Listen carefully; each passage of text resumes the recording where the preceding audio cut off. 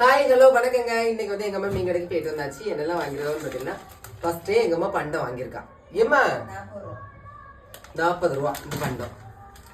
அப்புறம் வந்து பால் பாக்கெட்ஸ் 4, அப்புறம் 2 துண்டு கம்பு கிழங்கு 10 ரூபா,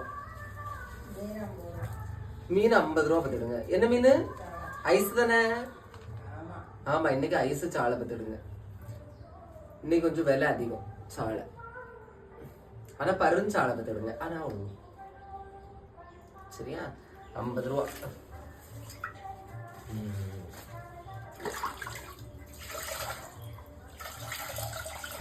அப்புறம் இன்னைக்கு ஏதோ ஒரு வீடியோ பார்த்தேன் பார்த்துக்கோங்க.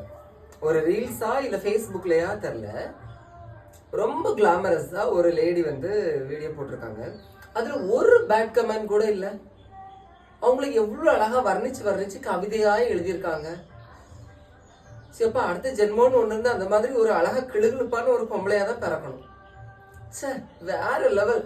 நம்ம சப்ஜெக்ட் கண்டென்ட்டோ இல்லைன்னா வந்து ஒரு கிரியேட்டிவிட்டியாவோ இல்லைன்னா கொஞ்சம் மாடலா கொஞ்சம் கிளாமரஸா ட்ரெஸ் பண்ணா பச்சை பச்சையா திட்டுற கூட்டங்கள் அங்க இல்ல. இது என்னடி கூத்தா இருக்கு? ஏழை வீட்டுல உள்ளவங்க வந்து ஒரு மாடல் ட்ரெஸ் போட்டுட்டா உனக்கு இது தேவையான்னு கேட்பாங்க. இதே பணக்கார வீட்டுல உள்ளவங்க போட்டாக்கி அது மாடல் அப்படின்னு சொல்லுவாங்க. இப்படி இருக்கு இந்த உலகம். இதை பத்தி நீங்க என்ன நினைக்கிறீங்க? மறக்காம கமெண்ட் சொல்லுங்க.